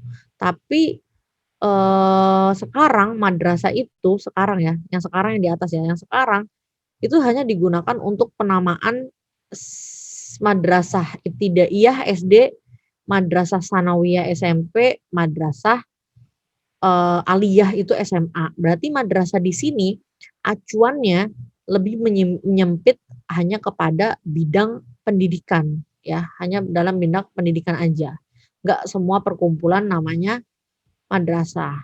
Kemudian ulama, juga dulu juga sama, dulu ulama itu digunakan untuk semua orang-orang yang ahli agama gitu kan, ulama, ahli agama dulu banget ya. Tapi ulama sekarang hanya digunakan untuk ahli dalam agama Islam gitu. Lanjut ke makna selanjutnya, perubahan makna. Nah, setelah kita melakukan ada perubahan makna meluas menyempit, ada juga perubahan makna yang seiring berjalan waktu yang berhubungan dengan nilai rasa. Kenapa? Gini, orang ngomong, orang berbahasa itu pasti punya makna. Ketika dia berbahasanya tidak memiliki makna, berarti dia nggak menyampaikan sebuah rasa gitu kan. Rasa apa ya? Rasa itu bisa banyak ya, bisa rasa empati, bisa rasa optimis, bisa rasa semuanya. Dan perubahan-perubahan makna ini harus memiliki sebuah rasa gitu. Rasanya itu gimana gini? Contoh kalau saya bilang gini, "Bagaimana kabar kalian, Nak?" "Hai, gimana kabarnya?" Itu kan sebuah rasa ya. Dengan menggunakan kata nak dengan tidak, itu kan rasanya beda gitu. Atau enggak, "Bagaimana kabar anak-anakku?" Atau "Gimana kabar murid-murid?" Itu kan penggunaannya anak-anakku dengan murid itu rasanya beda gitu. Nah, makanya kalau suami kalian mau ngomong atau mau berbahasa itu gunakan rasa, apalagi cowok-cowok nih. Kalau deketin cewek tips dan triknya gunakan bahasa yang bermakna. Biar apa? Biar rasanya sampai gitu kan ya. Nah, rasa tersebut kalau di dalam sebuah makna bahasa ada ameliorasi, ada peorasi. Ini berhubungan dengan diksi lagi ya, dengan pemilihan kata. Untuk ameliorasi ini akan saya bandingkan dengan peorasi ini. Ini saling berhubungan ya, saling berkaitan. Kenapa? Karena ameliorasi dan peorasi ini kalau ameliorasi mengacu pada nilai yang positif, sedangkan peorasi mengacu pada nilai negatif. Oke, saya akan bandingkan kalimatnya, perbandingannya adalah kata suami dan laki. Contoh saya bilang gini, gimana kabar laki lu gitu kan, lakimu gitu. Gimana kabar suamimu? Suami dan laki itu penggunaannya dalam kalimat yang sama, itu nilai rasanya akan beda gitu. Kalimatnya padahal sama ya, gitu. Jadi nilai rasa suami itu lebih positif dibandingkan dengan kata laki. Sama seperti ini, pramusaji sama pelayan. Nah, pramusaji dan pelayan ini juga memiliki nilai yang berbeda gitu. Nilai berbedanya apa? Ketika saya bilang, "Kamu kerjanya apa?" Saya cuma pelayan. Saya cuma pramusaji. Itu kan nilai rasanya beda. Sama seperti, maaf ya, dengan kata yang sering kita dengar ya, ini banyak banget sih istilah-istilahnya, ada kupu-kupu malam gitu kan ya, kata konotasinya. Oke, ini PSK, pekerja seks komersial dengan pelacur. Ini nilai rasanya beda banget juga gitu. Jadi gunakanlah nilai rasa yang sesuai dengan konteks, yang sesuai dengan sesuai dengan pembicaraan dan yang sesuai dengan ini juga siapa pembicaranya, apa yang kalian hadapi. Orang kan beda-beda ya. Lebih baik berbicara yang baik-baik saja gitu. Atau gunakan bahasa yang baik. Lanjut yang terakhir, perubahan makna. Di sini kalau perubahan makna yang tadi ini ya, ini lebih ke leksikal, ameliorasi sama peorasi. Kalau yang ini perubahan maknanya secara gramatikal, secara grammar, dan ini merupakan kata konotasi ya yang ini ya. Kenapa? Karena konotasi tersebut ada sinestesia, ada asosiasi. Kalau sinestesia itu berarti ungkapan atau idiom yang berkaitan dengan indera. Contoh, betapa sedapnya mukamu. Kata sedap sama muka ini kan nggak berhubungan ya. Harusnya kan cantik dan lain sebagainya gitu kalau muka. Tapi ini sedap. Sedap itu kan hubungannya dengan apa? Dengan makanan. Nah, kemudian ada kata suaranya terang sekali. Oke. Suara itu kan biasanya jernih ya, bukan terang. Jadi terang itu tidak sesuai gitu. Bukan nggak sesuai sih, Maksudnya acuannya tuh harusnya nggak kayak gitu, tapi bisa aja nyambung. Kenapa? Karena ini kan metafor ya, gitu. Kemudian asosiasi. Untuk asosiasi ini berarti perubahan makna kata yang berhubungan dengan suatu sifat. Jadi makna kata itu berubah menjadi sebuah suatu sifat. Contoh kata suap. Oke, untuk kata suap ini ada distribusinya 2. Contoh, saya menyuapi anak. Kemudian saya bilang, ya, iya monggo dimakan aja Pak. Sorry. Kemudian saya lanjutkan, saya menerima suap. Oke, dari 2 kata ini kita bisa tahu ya, kata suap tersebut mengalami perubahan. Sorry. Ini kursor saya hilang. Sebentar. Oke, lanjut. Oke, dari 2 kata ini, kata suap yang di sini menyuapi sama suap yang di sini itu beda ya. Kalau menerima suap berarti kan dia ini menjadi verb ya, predikat. Suap di sini dia adalah menjadi objek. Suap di sini berarti dia menerima uang panas. Uang panas deh. Royalti. Oh iya. Royalti emang uang panas? Iya, tergantung. Royalti itu biasanya gini loh, kalau royalti itu lebih positif harusnya gini. Kamu dapat royalti berapa dari penjualan buku? Kalau jual buku atau jual sesuatu gimana dong royalti? Gimana dong? Nggak tahu juga. Oke. Tahu nggak royalti kalau di dalam KBBI uang jasa dibayar oleh penerbit kepada pengarang untuk setiap buku yang diterbitkan. Jadi royalti itu uang jasa. Jadi sebenarnya gini, sebenarnya kamu nih bikin buku, sebenarnya udah 10.000 eksemplar dicetak. Nah kamu dapat uang royalti. Contoh kamu penyanyi, saya punya supermarket, saya muterin lagu kamu, itu ada royaltinya setiap berapa kali diputer itu ada royaltinya dari suara kamu. Makanya orang banyak banget ya pengen menjadi Indonesia Idol ya. Pengen jadi penyanyi gitu. Jadi kenapa? Karena diputer-puter terus tuh gitu. Nah, royalti itu bukan suap ya. Jadi uang panas. Bahasa lainnya. Nah, ini berarti perubahan sifat gitu. Perubahan sifat apa? Dari kata menyuapi menjadi suap. Seperti itu. Lanjut. Ada pertanyaan sampai sini? Kalau tidak ada, kita langsung saja ke soalun. Ada pertanyaan nggak? Nggak ada yang mau nanya nih. Halo. Aku Kak, yang tadi royalti. Tapi kan kalau suap kan bisa jadi itu jasa juga Kak. Misalkan hakim disuap, itu berarti kan dia berarti punya jasa yang menyuap gitu kan. Tapi kan royalti itu nggak cocok katanya. Iya. Nggak tahu. Nggak cocok kata-katanya. Mungkin ada kata-kata yang lain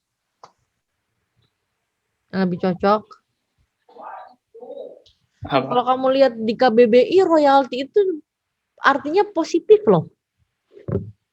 Ya nggak? Tapi kan menurut yang menyuap kan berarti dia positif Kak. Penyuapannya positif. Suap. Enggak, maksudnya kalau misalkan seorang hakim disuap, berarti kan yang diuntungkan itu yang menyuap hakim gitu Kak. Berarti menurut penyuap itu dia memberikan royalti ke hakim supaya dia dapat jasa positif dari dia gitu Kak. Yang memberikan jasa itu bukan dia, yang memberikan jasa kan hakimnya. Iya, maksudnya gitu. Iya. Tapi kalau kita lihat di sini kata suap itu ada 2. Artinya menyuap nasi nih ya. Ya. Kemudian di sini ada uang sogok. Sogok itu apa? Ya kita lihat lagi ya.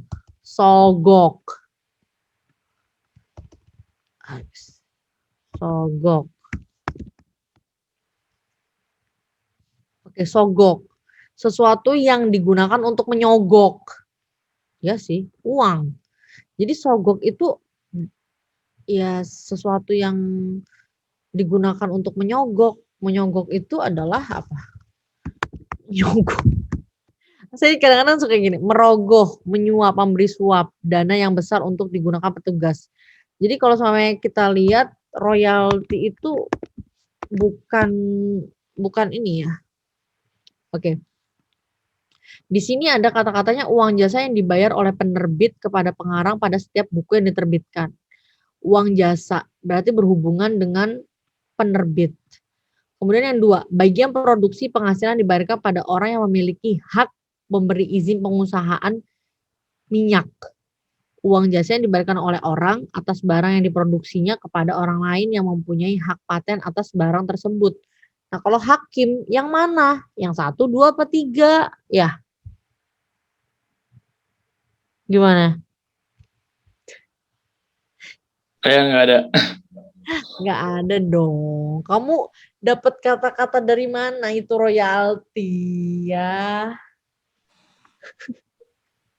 Dari Ya mana? biasa bapak-bapak kalau ngobrol gitu Kak. Oh, saya tahu. Berarti itu kayaknya mereka menggunakan ini deh, menggunakan kata halus gitu ya, kata yang lebih. Ya tuh, maksudnya gitu Kak. Iya. Oke. Berarti kalau konteksnya seperti itu bisa jadi. Tapi kalau sesuai sama bahasa Indonesia enggak gitu. Harusnya dia bilangnya uang panas, tapi ya enggak uang panas juga. Kenapa ya uang panas? Apakah deket sama neraka gitu ya? Panas gitu kan api, uang api. Iya saya juga nggak tahu ya. Itu pokoknya pemilihan-pemilihan kata tersebut ya wallahu alam lah maksudnya itu udah ada dan mengalir ada gitu aja gitu kan. Kayak kata-kata sekarang banyak kata ANJIR kemudian pokoknya kata-kata kayak gitu kan diubah-ubah sama penuturnya sendiri gitu kan. Ya, siapa tahu penggunaannya menjadi melebar. Berarti itu penggunaan kata royalti ini menjadi melebar.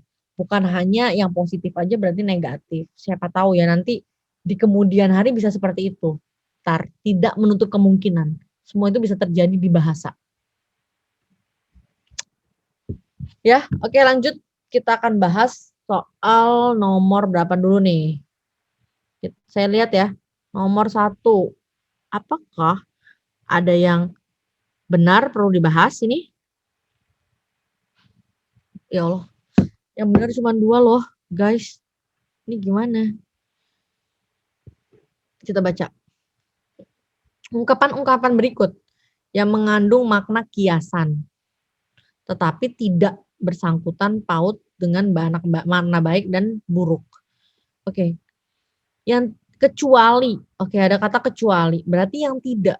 Berarti yang bukan makna kiasan, berarti yang ini yang ditanya apa? Pertanyaannya. Yang ditanya adalah makna atau kata, ya, kalau bukan makna kiasan, berarti dia adalah makna harfiah. Berarti yang ditanya adalah kata denotasi. Ya kan? Yang ditanya adalah kata denotasi. Mana yang kata denotasi? Yang bisa merupakan ciri-ciri dia bisa ditafsirkan secara grammar. Ya sudah pasti jawabannya yang A. Kenapa? Karena dia punya afiks. Tunawisma ini makna kias. Medan tugas makna kias. Medan tugas medan perang, ya kan? Memutar otak juga makna kias, memeras otak, gitu kan? Gaji kotor, gaji buta, ini juga makna kias. Jadi yang paling benar adalah yang A. Kenapa jawabannya yang benar dari 14 siswa cuma 2? Apa masalahnya? Kalau aku tadi nggak lihat kecualinya, Kak. Serius? Kurang teliti ya? Iya, Kak. Ya, Maria mungkin nanti bisa lebih teliti ya. Ya. Oke, semangat. Oke. Lanjut. Nomor berapa nih? Nomor 4 ya. Nomor 4 tapi banyak yang benar juga sih. Yap. Kita ke Makna kata tragedi. Langsung ya seperti biasa kita baca dulu soalnya. Mungkin kalian ngelihat, aduh Kaulan kayaknya nggak semangat seperti biasa. Iya saya butuh tidur, saya butuh tidur. Tapi nggak apa-apa, saya semangat kok, semangat. Yuk. Makna kata tragedi. Makna kata tragedi. Ya, tragedi ini kan kalau secara bahasa gitu ya, kita tahu itu adalah peristiwa. Nah, di sini udah ada kata peristiwa, peristiwa, peristiwa. Oke, kita bisa eliminasi 2 choice. Berarti tinggal A, B, dan C. Kemudian setelah itu tragedi ini kan peristiwanya ada yang memilukan, menyedihkan, mengejutkan. Ini bisa ditetapkan dengan apa? Bisa ditetapkan secara grammar. Kita cek kalimatnya. Oke. Ini ada berapa? Satu paragraf. Oke. Cuma 2 kalimat ya. Kita baca. Sementara itu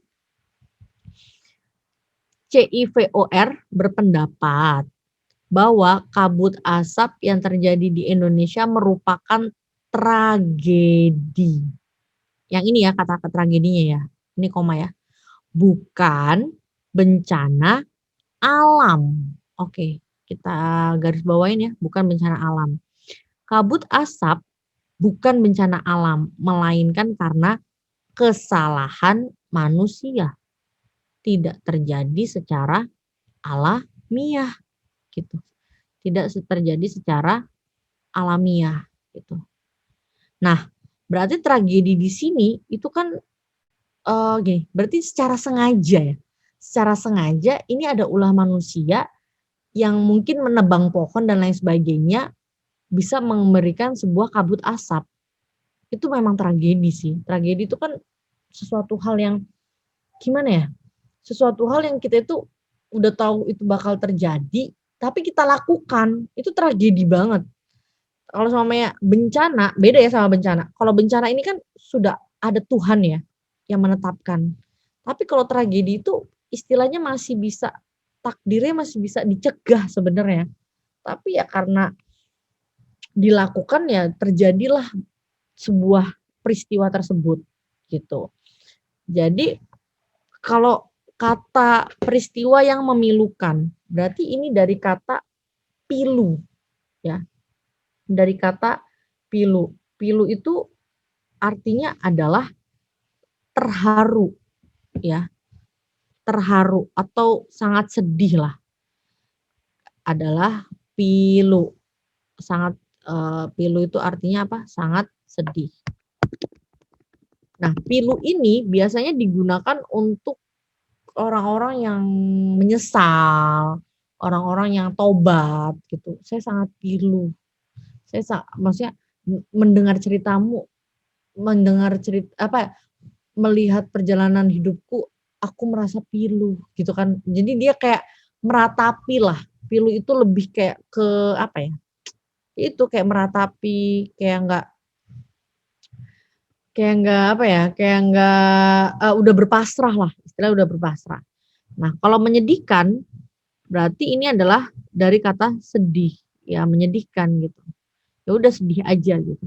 Sedih sesuatu yang bisa membuat haru gitu. Nah, sekarang ini mengejutkan. Nggak mungkin lah mengejutkan. Ini kan direncanakan, nggak tiba-tiba dong. Bencana lah mengejutkan. Soalnya Aceh yang tidak pernah kena tsunami, bencana tersebut mengejutkan.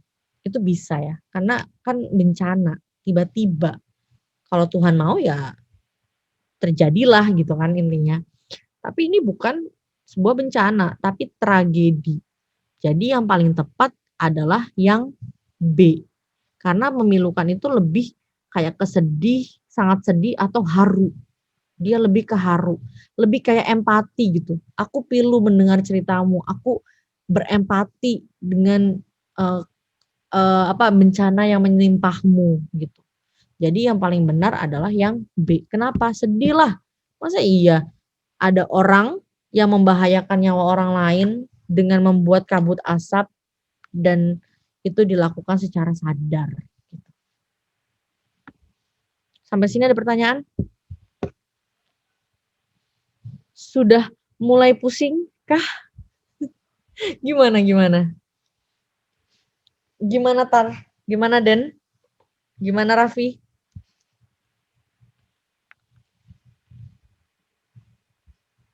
Halo? Mana nih yang lain? Halo? Ya Kak, Gimana? Ngerti nggak? ya paham. Ribet ya? Iya juga. Nah, itu yang saya bilang. Ini tuh materi sebenarnya mudah. Cuman kalau udah aplikatif yang mengartikan secara kayak grammar-grammar kayak gitu tuh memang harus secara detail gitu. Ya. Lanjut ke nomor 7 ya. Oke. Nomor 7. Makna istilah bertransformasi. Oke. Setelah kita lihat ya, transformasi. Transformasi ini kan artinya apa? Perubahan ya. Transformasi. Tapi kita harus khawatir nih. Ada prefix ber. Prefix ber ini pasti dia mengacu ke sesuatu nih. Sesuatunya apa gitu kan. Nah, kita lihat berubah, berpindah, berbeda, berpindah, berubah. Waduh, ini nggak bisa dieliminasi sih. Ini susah sih. Kita satu-satunya jalan adalah harus tahu posisi si berubah ini di mana. Si transformasi ini di mana. Kita baca ya. Media massa, oke, S-nya 2 ini kayaknya ya, harusnya ya. Media massa dalam perkembangannya, telah bertransformasi menjadi sebuah industri bisnis yang menjanjikan karena kebutuhan masyarakat akan informasi hiburan semakin bertambah. Jadi kita tahu media massa itu adalah subjek. Kemudian dalam perkembangan ini kan berarti perluasan ya, perluasan dari subjek telah bertransformasi. Ini berarti predikat. Menjadi sebuah industri ini adalah pelengkap. Yap. Nah, berarti kita harus tahu posisi si kata bertransformasi ini berdistribusinya itu kemana. Distribusinya sudah pasti dia ini adalah aktivitas si media massa ini. Media massa ini apakah berubah bentuk, haluannya berpindah, tujuan, sasaran, atau pemberitaan. Nah, ini yang harus kita garis bawahi nih. Oke, subjeknya ini melakukan apa? Oke, dia dalam perkembangannya bertransformasi menjadi sebuah industri bisnis. Media massa itu kan kita tahu industrinya itu tadinya adalah bahwa memberikan sebuah informasi ya, membawakan sebuah informasi. Sekarang dia bertransformasi menjadi informasi dan hiburan yang semakin bertambah. Jadi siapa tahu informasi-informasi ini ternyata bertransformasi sekarang menjadi sebuah industri bisnis. Berarti apakah perubahan itu dalam pemberitaan? Enggak kan? Ini kan bukan ngomongin pemberitaan, sebenarnya begini, bentuk berubah pemberitaan. Contoh pemberitaannya berubah dari pemberitaan yang online jadi offline atau offline jadi online. Itu kan berubah pemberitaan ya, cara pemberitaannya. Kemudian berpindah sasaran. Ini nggak ngomongin sasaran ya. Contoh sasarannya mungkin dia berubah jadi sasaran yang A menjadi B. Oke, kemudian berbeda tujuan. Nah, ini yang paling tepat ya. Kenapa? Tujuan yang tadinya cuma informasi doang, artinya dia sekarang tujuannya itu adalah dengan memberikan informasi dan hiburan yang mengacunya kepada apa? Mengacunya kepada sebuah bisnis. Ada bisnis di dalamnya. Ada informasi bisnis di dalamnya. Makanya kadang-kadang ada yang bilang ya, berita itu nggak pure 100% sama. Ada yang bilang kayak gitu ya kadang-kadang ya. Nah, siapa tahu mungkin gitu. Siapa yang bisa menjamin? Ya, saya juga nggak tahu mau itu benar, mau itu salah gitu kan. Ya kalau udah berubah menjadi bisnis kayak gini ya hal tersebut nggak menutup kemungkinan, artinya seperti itu ya. Oleh karena itu kalau berpindah haluan berarti benar mau berpindah haluan dari sebenarnya media massa menjadi media elektronik. Ini nggak berpindah haluan. Kalau berubah bentuk berarti dia akan merubah bentuknya. Contoh media massa yang tadinya bentuknya mungkin cetak menjadi yang berubah bentuknya tadi cetak mingguan jadi bulanan gitu. Jadi ini lebih ke tujuan. Tujuannya apa? Tujuannya adalah memberikan informasi yang sesuai dengan kebutuhan masyarakat menjadi sebuah bisnis. Sampai sini ada pertanyaan mungkin? Nanya dong, ini pada ngerti atau bingung sekali, atau bingung aja, atau bingung banget? Saya nggak ngerti nih, kalian gimana nih? Bingung atau enggak? Halo? Ngerti Kak? Ngerti ya? Oke, lanjut.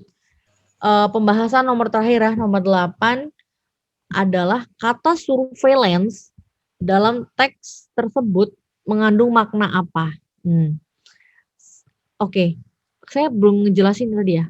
Oke, makna itu sama arti beda ya. Ini yang disebut dengan, kalau makna itu lebih ke bentuk grammar, bentuk grammarnya. Jadi makna itu lebih dalam ya, lebih dalam. Apa makna kamu dekat denganku? Apa artinya kamu dekat denganku? Itu kan beda ya. Kalau arti itu secara leksikal gitu. Coba kamu maknai pertemuan kita hari ini, itu beda dengan coba kamu artikan pertemuan hari ini, nggak bisa. Arti ini secara leksikal, kalau grammar secara gramatikal. Kalau udah ngomongin makna, berarti kamu harus ke teks. Tapi kalau ngomongin arti, berarti kamu secara nggak teks nggak apa-apa. Gitu. Bedanya itu ya. Untuk meaning and definition, itu beda ya. Meaning dan apa ya tadi? Saya lupa deh. Meaning sama apa ya? Kalau makna berarti ya, meaning. Arti apa? Bahasa Inggrisnya. Ada yang tahu nggak? Saya lupa deh. Astaga. Kenapa? Mean Ya? ya. Mean. Kalau makna? Kalau makna apa? Mean juga. Ada bahasa Inggrisnya itu loh. Bahasa Inggrisnya arti, definition bukan ya? Salah ya? Kalau definition lebih ke arti kayaknya Kak. Oke. Oh iya, mean sama ini ya, meaning ya. Ya itulah pokoknya lah ya. Kok di dalam bahasa Indonesia itu beda artinya ya. Mungkin di bahasa Inggris juga beda ya. Saya kurang tahu. Kayaknya beda sih, karena ada eng-nya sama enggaknya itu tuh. Nah, kata surveillance nih. Oke, ini mungkin baru pertama ya kalian dengar. Apa sih surveillance? Nah, kata-kata yang baru pertama dengar kayak gini, kalian bisa asosiasikan dengan kata-kata yang pernah kalian dengar. Mungkin kalian pasti udah pernah dengar kata survei. Kata survei ini berarti mengacu kemana? Mengacu ke sebuah aktivitas. Contoh kalau semuanya pilkada atau pilpres, itu pasti ada gini-gini. Menurut survei yang udah dilakukan dari tim LSI, Lembaga Survei Indonesia. Nah, Lembaga Survei Indonesia aja kalian pasti udah pernah dengar kan? Mereka melakukan apa sih? Gitu kan. Oke, di sini ada kata pengamatan, pencarian, pengintaian, percobaan, sama observasi. Oke, survei dan observasi itu adalah dua metode penelitian yang berbeda. Ya, kalau survei itu contohnya gini, saya mau survei lapangan. Kalau saya mau survei lapangan korban SJ 182 gitu kan. Nah, survei ini biasanya cuma melihat sekilas, paling cuma 1 hari lah, 1 harian doang gitu. Hanya 1 hari. Tapi kalau memang observasi gitu kan, nanti kalian kuliah ya, bisa penelitian dari survei atau observasi. Kalau observasi itu adalah penelitian yang lebih mendalam. Biasanya dia lebih dari semuanya 2 sampai 7 harian lah gitu. Jadi observasi itu lebih mendalam. Jadi sebenarnya gini, saya mau survei ke Baduy. Baduy paling cuma sehari. Tapi kalau saya mau observasi budaya buat Baduy, berarti kan budayanya apa aja?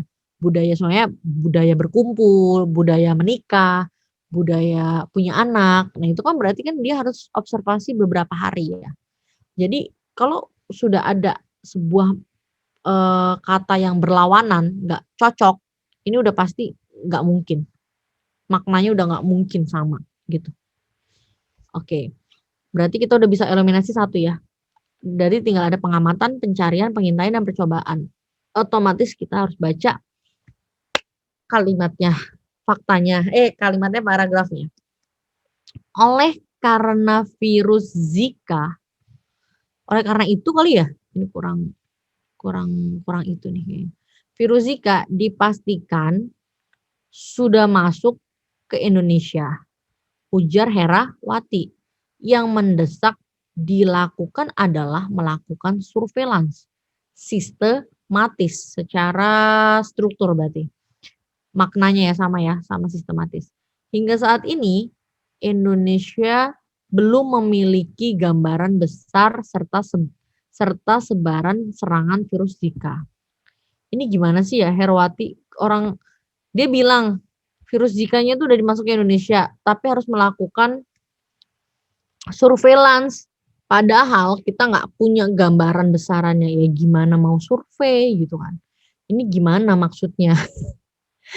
Ya lanjut ya. Kalau kita lihat dari segi fungsinya, virus Zika subjek dipastikan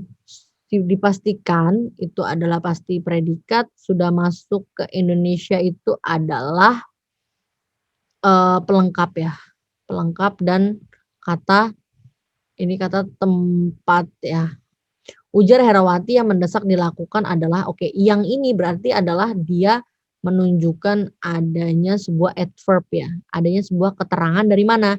Dari omongan si Herawatinya ini ya.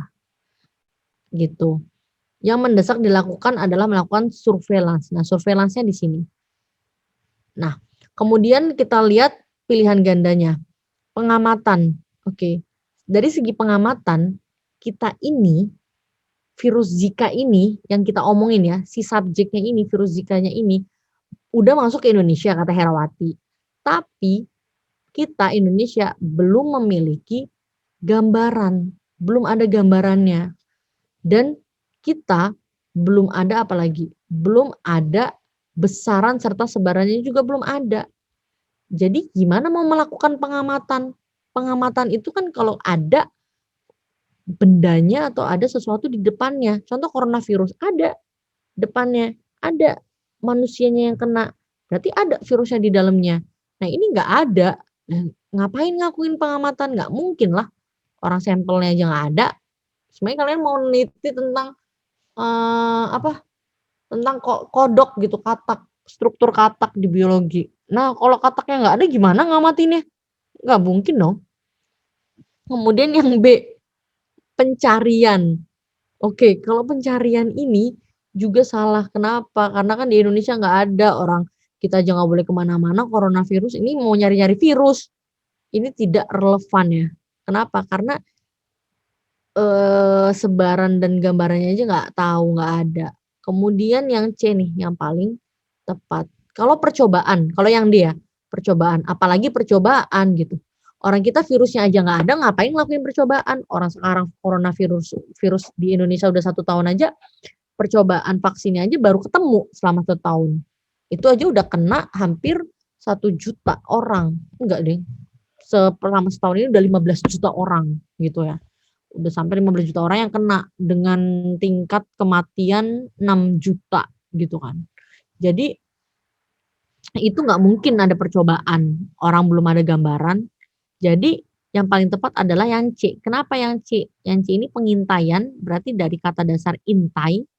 Intai ini artinya adalah mengamati dari jauh.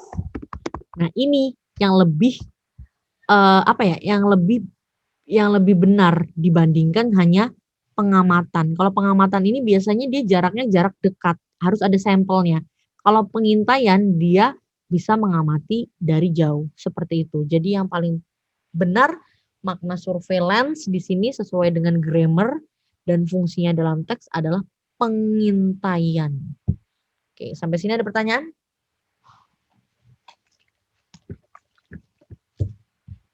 Halo? Nanya dong.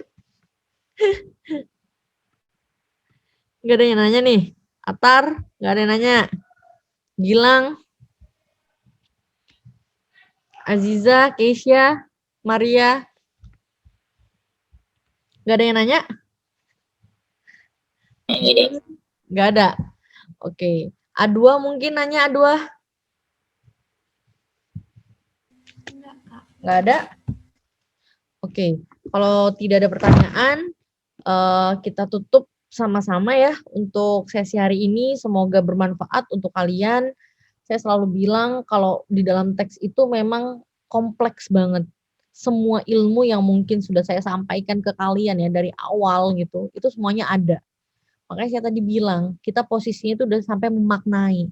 Artinya kalian harus menggunakan ilmu bentuknya, ilmu fungsi kalimatnya, kemudian ilmu bagaimanakah cara penggunaan katanya, sampai nanti bagaimanakah cara penulisannya, titik koma dan lain sebagainya. Jadi itu semuanya ngeblend. Jadi satu kesatuan di dalam teks. Itulah yang saya bilang harus saling berkaitan. Dan itu pentingnya kalian tahu ilmunya dulu nih. Baru nanti bisa dipecahkan di dalam sebuah soal. Jadi nanti kalau ketika ketemu soal, ketika udah bahas soal TO, ketika saya bahasnya materi yang ini, kalian langsung nyambung. Langsung saling berkaitan. Karena sama kayak MTK lah. Ketika kalian menyelesaikan soal aljabar, tapi nggak bisa caranya pindah ruas, itu kan susah ya, itu kan susah gitu. Sama kayak bahasa Indonesia, kalian mau cari kayak tadi gitu, kayak tadi maknanya, tapi kalian nggak tahu nih subjeknya mana yang diomongin apa, predikatnya apa, kemudian pelengkapnya mana yang saling berkaitan, itu susah. Nah, makna itu sangat berkaitan kalau semuanya saya jamin nih, kalau kalian bisa memaknainya dengan ilmu ini, makna ini, ide pokok, ringkasan, rangkuman, simpulan, itu udah tinggal kedip aja. Udah tinggal enak gitu. Kenapa? Karena kalian udah nerapin secara fungsi sama makna dan secara peran di dalam teks-teks itu akan kebawa semua. Apalagi sama penggunaan konjungsi, tanda baca, dan lain sebagainya, itu ngikutin gitu. Oke, tetap semangat, jaga kesehatan, semoga yang sakit disembuhkan oleh Tuhan, dan semoga kalian semua tetap semangat, jangan lupa tetap berliterasi, dan selalu selalu berpikir positif. Oke, thank you untuk hari ini. Mohon maaf apabila ada salah-salah kata. Saya akhiri. Wabillahi taufiq wal hidayah. Wassalamualaikum warahmatullahi wabarakatuh. Selamat sore semuanya. Terima kasih Kak. Assalamualaikum warahmatullahi wabarakatuh. Terima kasih Kak. Ya, sama-sama Eden.